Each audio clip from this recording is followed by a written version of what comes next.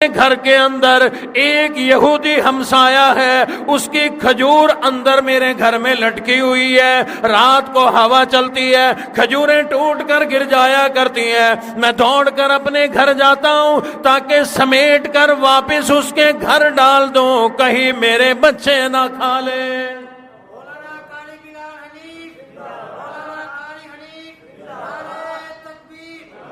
کیونکہ وہ میرا مال نہیں، میرے بچے کا مال نہیں، ہمارے لیے ناجائز ہے، حرام ہے۔ غربت کے باوجود صحابہ کے جذبات دیکھو کہ ہمارا مال نہیں، نماز کے بعد فوراً دوڑ کر جاتے ہیں تاکہ روشنی ہو، کھجوریں نظر آ جائیں، اٹھا کے واپس پھینک دیں۔ وہ نوجوان تو چلا گیا، حضور علیہ الصلوۃ والسلام نے ارشاد فرمایا کون ہے جو وہ ایک درخت خرید کر میرے اس صحابی کے سپرد کر دے، اس کو دے دے، اس کے بچوں کے لیے وقف کر دے، جو خرید کر دے گا میں محمد الرسول اللہ جنت میں اعلیٰ درجے کے محل کا وعدہ کرتا ہوں۔ حضرت عثمان غنی گئے، روایات میں ہے اس ایک درخت سے اعلیٰ نسل کے 40 درختوں کے بدلے وہ ایک درخت خرید کر اس کے نام وقف کر دیا۔ حضرت عثمان کو جنت کہیں پڑی ہوئی ملی نہیں، انہوں نے محنت کر کے خریدی ہے، خرچے کر کے خریدی ہے، انہوں نے اپنا تن من دھن قربان کر کے جنت خریدی ہے۔ وہ عثمان جس کے خریدے ہوئے کنویں سے لوگوں نے فائدہ اٹھایا، وہ عثمان غنی جس کی خریدی ہوئی جگہ پر اللہ کا گھر مسجد نبوی بنی، لوگ وہاں آج بھی جائیں ایک نماز پڑھیں 50,000 نمازوں کا ثواب ملتا ہے۔ اور تحقیق کرنے والوں نے یہ کی ہے، کافی عرصہ قبل ایک خبر اور رپورٹ آئی کہ وہاں سعودی عرب میں آج بھی حضرت عثمان کے نام کا بینک میں اکاؤنٹ موجود ہے، آج بھی ان کے نام کا اکاؤنٹ موجود ہے۔ وہ پیسہ صرف حرمین شریفین کے اندر استعمال کیا جاتا ہے۔ واہ عثمان، تجھے گئے ہوئے 1400 سال گزر گئے، اسلام کی خدمت آج بھی جاری ہے۔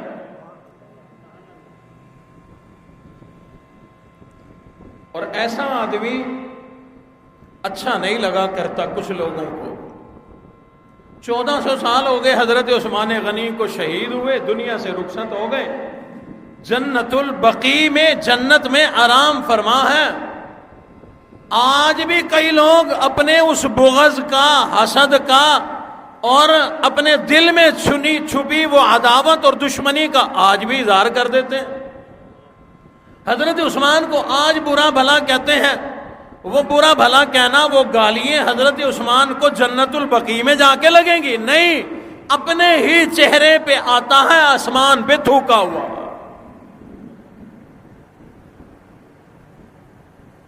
تو اس زمانے میں بھی جو کچھ ایسے بدبخت تھے، یہ عظمتیں برداشت نہ ہوئی کہ حضور نے خود فرما دیا عثمان فی الجنہ، جنتی ہونے کا ٹکٹ دے دیا۔ اللہ نے فرمایا والسابقون الاولون، جو ابتدائی مسلمان ہیں وہ جنتی۔ سینکڑوں ایسی روایات ہیں جس میں زندگی میں جنتی ہونے کا حضور نے بھی ارشاد فرمایا۔ قرآن مجید کی آیات ان کے لیے ہے، ان ظالموں سے برداشت نہ ہوا، بہانہ لے کر آئے اور حملہ کیا۔ عذر کیا بنایا کہ حضرت عثمان جو خلیفہ ہیں رضی اللہ تعالیٰ عنہ، یہ اقربا پروری کرتے ہیں، اپنوں کو نوازتے ہیں۔ اور وہ اقربا پروری کیا تھی؟ یعنی اپنوں کو عہدے دیے۔ آج کے زمانے میں تو یہ اعتراض بنتا ہے، صحابہ کے دور میں یہ اعتراض بنتا ہی نہیں کہ ہوں صحابی اور ترجیح دے اپنے کو۔ صحابہ تو وہ لوگ ہیں، حضرت ابو بکر صدیق کا بیٹا ایک دن سامنے ہے، کھانا کھا رہی ہیں، اکٹھے بیٹھے. بیٹا کہنے لگا ابا یاد ہے فلاں موقع جنگ ہوئی, آپ میری تلوار کی زد میں آ گئے تھے, میں نے ابا سمجھ کے چھوڑ دیا. حضرت ابو بکر نے فرمایا بیٹا میری نظر نہیں پڑی, اگر میری نظر پڑ جاتی تو میں تجھے ابا بیٹا نہ سمجھتا بلکہ چیر کے رکھ دیتا. جنگ ہو رہی ہے, ایک ٹانگ کسی کی نیچے ہے, ایک یوں اوپر عمر فاروق نے اٹھائی ہوئی ہے, نیچے والی پہ اپنی دوسری ٹانگ رکھ کے پکڑ کے چیرنے لگے ہیں. حضور نے فرمایا عمر یہ تیرا ماما نہیں ہے, یہ تیرا ماما ہے.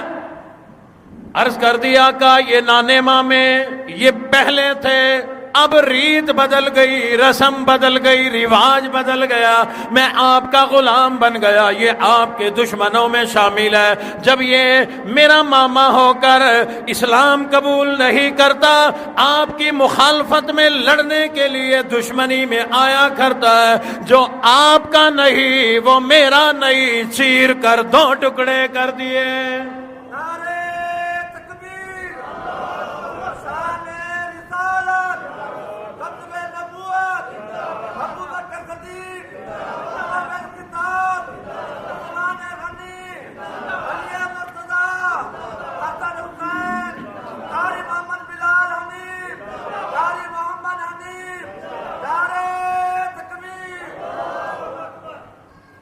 صحابہ اپنے پرائے کو کب دیکھا کرتے تھے؟ صحابہ کے لیے اللہ نے فرمایا اشداء علی الکفار, تمام کافروں کے لیے, کفار جمع استعمال فرمایا اللہ نے, کافر چھوٹا ہو یا بڑا ہو, رشتہ دار ہو یا غیر ہو, فرمایا اللہ فرما رہے ہیں. اللہ نے فرمایا میرے نبی کے جو صحابہ ہیں والذین معہ اشداء علی الکفار, کافروں کے لیے یہ بڑے سخت ہیں. اور آگے رحماء بینہم, آپس میں بڑی محبت ہے, بڑا پیار ہے, آپس میں شیر و شکر ہے.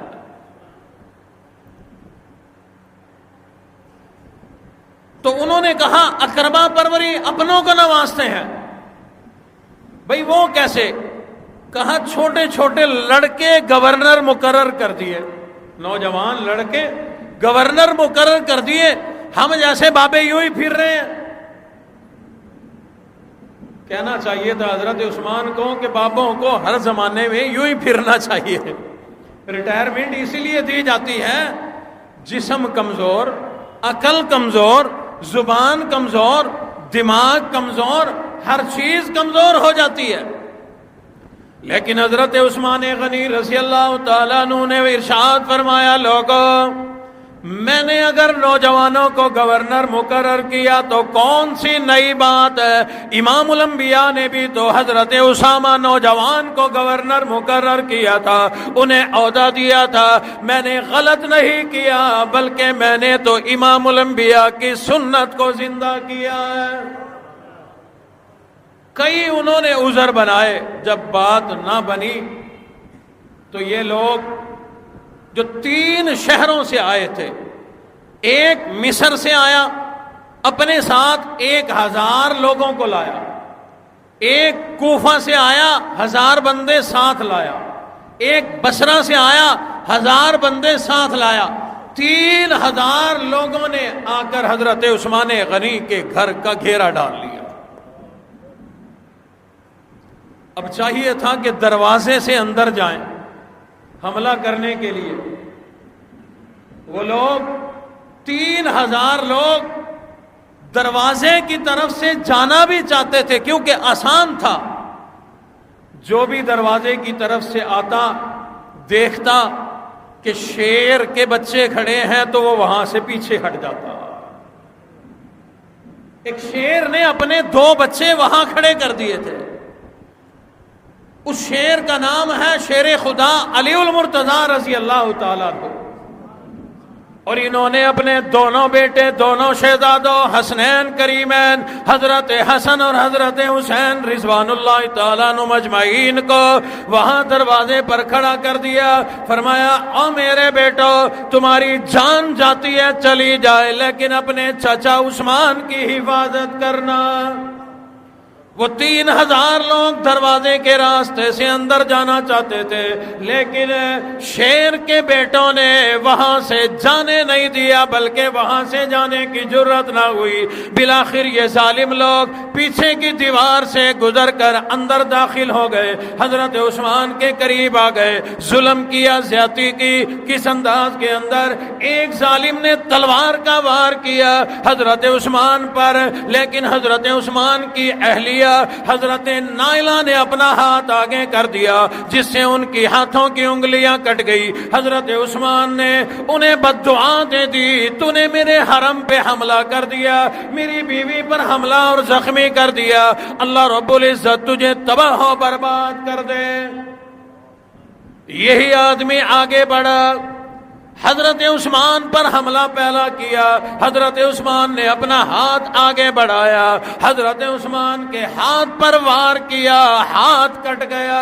حضرت عثمان نے بڑا عجیب جملہ بولا، یہ نہیں کہا او ظالموں میرا وہ ہاتھ کاٹ دیا جس سے میں کھانا کھایا کرتا تھا، نہیں نہیں، یہ بھی نہیں کہا میرا وہ ہاتھ کاٹ دیا جس سے میں پانی پیا کرتا تھا، نہیں نہیں، وہ ہاتھ کاٹ دیا جس سے میں دنیا کے کام کاج کیا کرتا تھا، نہیں نہیں، یہ بھی نہیں کہا میں بڑا مالدار ہوں میرا وہ ہاتھ کاٹ دیا جس سے میں نوٹ گنا کرتا تھا، بلکہ عجیب جملہ بولا.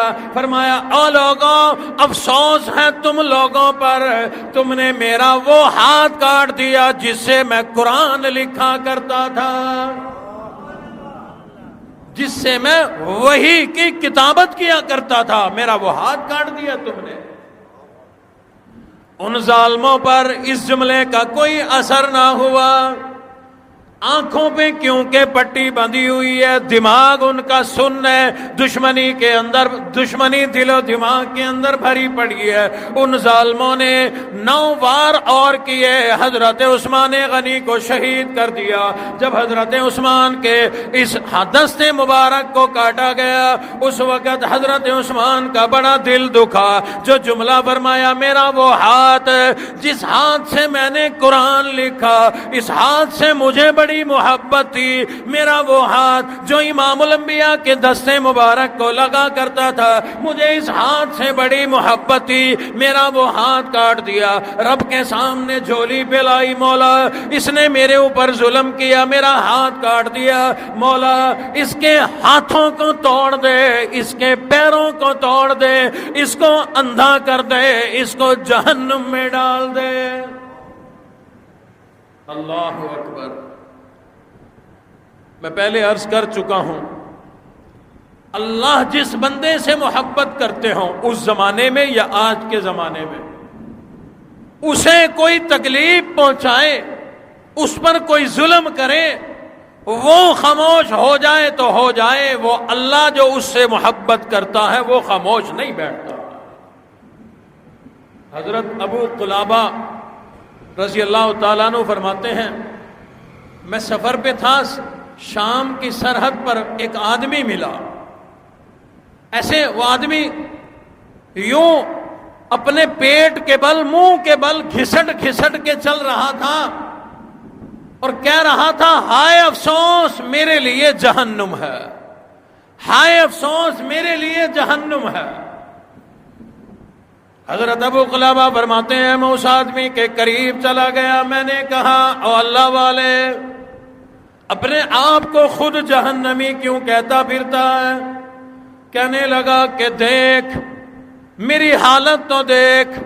فرماتے ہیں جب میں نے حالت دیکھی اس کے دونوں بازو کوئی نہیں، دونوں ٹانگیں کوئی نہیں، آنکھوں سے اندھا ہے، منہ کے بل گھسٹ گھسٹ کر آگے جا رہا ہے، چل رہا ہے، اور اپنے آپ کو کہتا ہے ہائے افسوس میرے لیے جہنم ہے، میں جہنمی ہوں۔ فرمایا کہ اپنے آپ کو بدبخت تو جہنمی کیوں کہتا ہے؟ کہنے لگا میں وہ آدمی ہوں جو حضرت عثمان کو شہید کرنے والوں میں شامل تھا، مجھے حضرت عثمان نے بد دعا دی تھی، انہوں نے مجھے 4 بد دعائیں دی تھی، تیرے ہاتھ کٹ جائیں، تیرے پاؤں کٹ جائیں، تو اندھا ہو جائے، تو جہنم میں جائے۔ 3 بد دعائیں لگ چکی ہیں، 4تھی کا انتظار ہے، میں جہنم میں جا کر رہوں گا۔ ہاتھ کٹ گئے ہیں، پاؤں کٹ گئے ہیں، آنکھیں میری ضائع ہو گئی ہیں، اب 4تھی بد دعا جہنم باقی ہے۔ حضرت ابو ہریرہ فرماتے ہیں ایک آدمی کو دیکھا، ہڈیوں کا ڈھانچہ ہے، جسم پہ گوشت ہے ہی کوئی نہیں، عجیب اس کی کیفیت ہے۔ فرماتے ہیں میں نے اس سے پوچھا بھی کیا بات ہے، کیسے یہ سارا معاملہ ہوا؟ کہنے لگا کہ میں وہ بدبخت ہوں، حضرت عثمان کو شہید کر دیا گیا، میرے دل میں جو بغض تھا وہ میرے دل کی سینے کی آگ پھر بھی ٹھنڈی نہ ہوئی، یہ بجھا نہیں کرتی آگ، نہ اگلے کو مار کے نہ خود مر کے، یہ آگ جلا ہی کرتی ہے، دنیا میں بھی جلتی رہتی ہے، آخرت میں بھی جلتی رہتی ہے۔ کہا کہ شہید کر دیا گیا حضرت عثمان کو، لیکن سینہ ٹھنڈا نہیں ہوا۔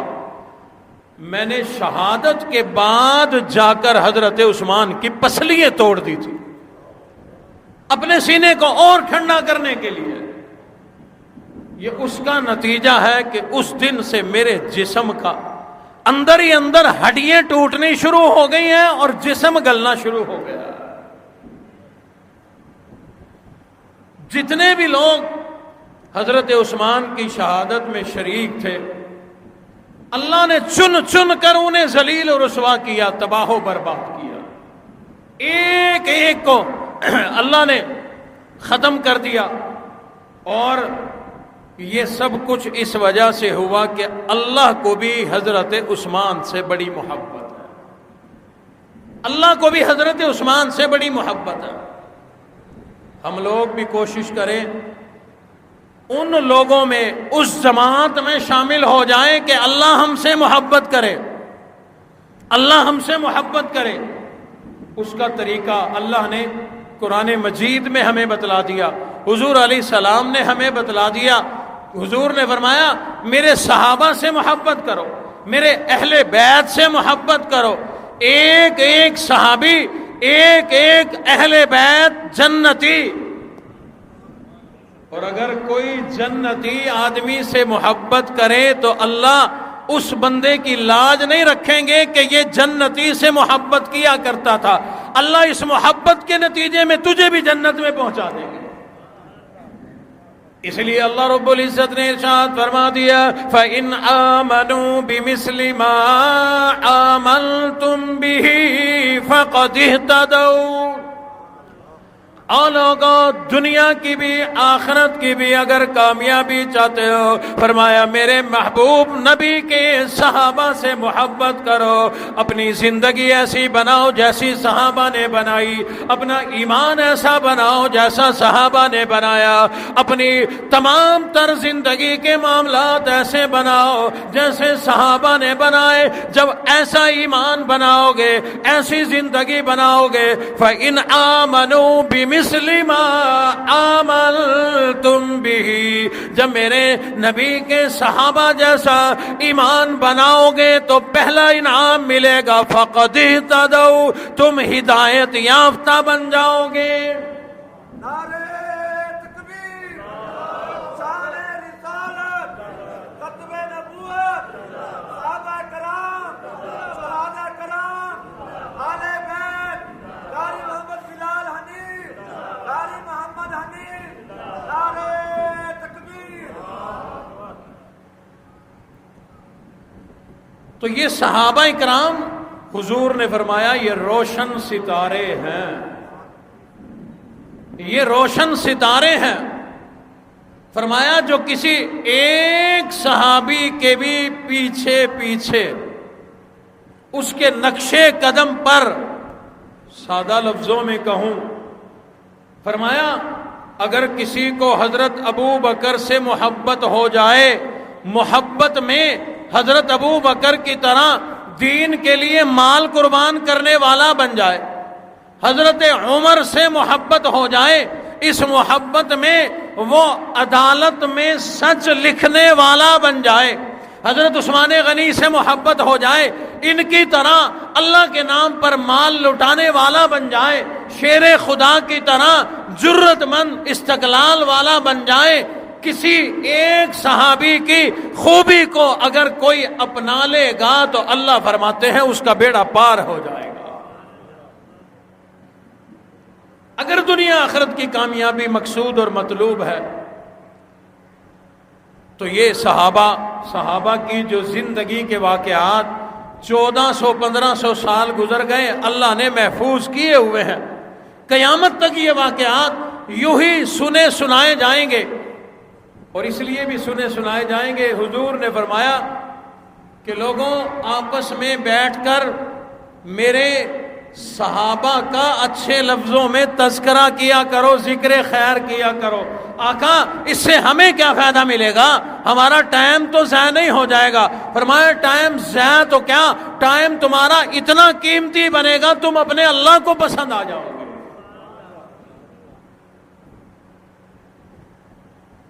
اس لیے آپس میں تذکرہ اگر ہم کریں گے صحابہ کرام سب کا یا کسی ایک کا، پہلی بات اللہ کے نبی کا یہ ارشاد ہم پورا کریں گے۔ حضور نے فرمایا میرے صحابہ کا اچھے لفظوں میں تذکرہ کرو، اور دوسرا اس لیے بھی فرمایا حضور نے کہ آگے آگے وہ زمانہ آئے گا کہ لوگ من پسند صحابہ اور اہل بیت میں سے ایک آدھ کو اپنا بنا کر بس اسی کا ذکر کریں گے، باقیوں کو چھوڑ دیں گے، جیسا کہ ایک طبقے نے کیا ہے۔ اور انشاءاللہ آئندہ 2 جمعوں کے اندر یہ بات تفصیل سے عرض کروں گا بھی۔ حضرت حسین رضی اللہ تعالیٰ عنہ کے متعلق بچپن سے لے کر 6-7 سال کی عمر کے واقعات سنائے جاتے ہیں، پھر حضرت حسین کی کتاب بند، پھر وہ کتاب کھلتی ہے تقریباً 50 سال کے بعد جب شہید ہونے جا رہے ہیں، بیچ کے حالات بند، ٹھپ، ختم۔ اور میرے محترم دوستو، ان کی تو مجبوری ہے، اس طبقے کی تو مجبوری ہے جنہوں نے یہ کتاب حضرت حسین کی بند کی ہے۔ کیوں؟ انہوں نے اس لیے بند کی یہ کتاب تاکہ ثابت کر سکیں صحابہ اور ہیں، اہل بیت کچھ اور ہیں۔ بلکہ اگلی بات وہ یہ ثابت کرنے کے لیے انہوں نے یہ کتابیں بند کی تاکہ لوگوں کے اگلی نسلوں کے ذہن میں یہ بات ڈال سکیں کہ صحابہ کا اہل بیت سے کوئی تعلق نہیں تھا اور اہل بیت کا صحابہ سے کوئی تعلق نہیں تھا۔ ابھی میرے سمیت تمام خطیب حضرات آپ کو یہی سناتے ہیں نا کہ حضور نے حضرت حسین کو گھٹی دی، کانوں میں اذان دی، نام رکھا، عقیقہ کیا، کندھوں پہ سوار کرتے، لے جاتے، گود میں بٹھاتے، چادر میں چھپاتے، اور جو ہے آیت تطہیر اس حوالے سے نازل ہوئی، حضور دنیا سے پردہ فرما گئے تو حضرت حسین کا چیپٹر بند ہو جاتا۔ اگلی باتیں کوئی سناتا ہے، ہم نے بھی یہ ظلم کیا، ان کی اس میں آ کر ایک طبقہ، ان کا تو مقصد ہے، مشن ہے، اگر وہ اگلی باتوں سے پردہ ہٹائیں تو ان کا مشن فیل ہوتا ہے۔ اس کا مطلب ہے ہمارا مشن بھی وہی ہے جو اغیار کا مشن ہے۔ کوشش کیا کریں، ہمارے پاس تو جمعے میں اتنا ٹائم نہیں ہوتا کہ مفصل ایک صحابی رسول اور ایک اہل بیت کے فرد کا مرد ہے یا عورت ہے، ایک ایک کا تعارف آپ حضرات کے سامنے رکھ سکیں۔ اتنا ٹائم نہیں ہوتا، معیاری مستند کتابیں خریدو، مطالعہ کیا کرو اور کوشش کیا کرو۔ میں اپنے لیے نہیں کہہ رہا، الحمدللہ ہمارے ہاں تو ترتیب اچھی ہے۔ جو لوگ ادھر ادھر جہاں کہیں جمعہ، عید یا بیانات وغیرہ کے لیے، جمعے کے لیے جاتے ہیں، کوشش کرو خطیب کے منبر پر آنے سے پہلے مسجدوں میں پہنچو۔ جو دوسری اذان کے ٹائم آیا اسے کیا پتا مولوی نے کیا باتیں کی، سمجھایا یا ورغلایا، اسے کیا پتا۔ اور یہی وجہ ہے کہ جب 50 سال کا ہو جائے اور کوئی آدمی کوئی حدیث سنائے نا، کہتا ہے 80 تا یہ حدیث اج تکر نہیں سنی، اور تو سنیا کی ہے؟ کدے گئے مسیطیں امام دے نال بڑھیا، کدے امام منبر پر بیٹھ رہا ہو اور تو موجود ہو؟ کبھی ایسا ہوا ہے؟ جو پہلے آتے ہیں وہ بڑا کچھ پاتے ہیں۔ ایک بزرگ ہے، تقریباً 90 سال سے زیادہ عمر ہے، ہمارے قریب کے علاقے میں، نہ حافظ، نہ قاری، نہ عالم، نہ مفتی، لیکن ان کے سامنے اگر کسی مولوی سے کوئی فتویٰ پوچھ رہا ہو، توجہ سے سنتے ہیں، مولوی صحیح بتائے یا غلط بتائے تو وہ بابا جی کہتے ہیں کہ فلاں عالم سے یہ مسئلہ میں نے یوں سنا ہے، فلاں عالم سے یوں سنا، فلاں سے یوں سنا۔ ایسی مستند بات کرتے ہیں جیسے خود مفتی ہو، لیکن قرآن مجید کے حافظ بھی کوئی نہیں۔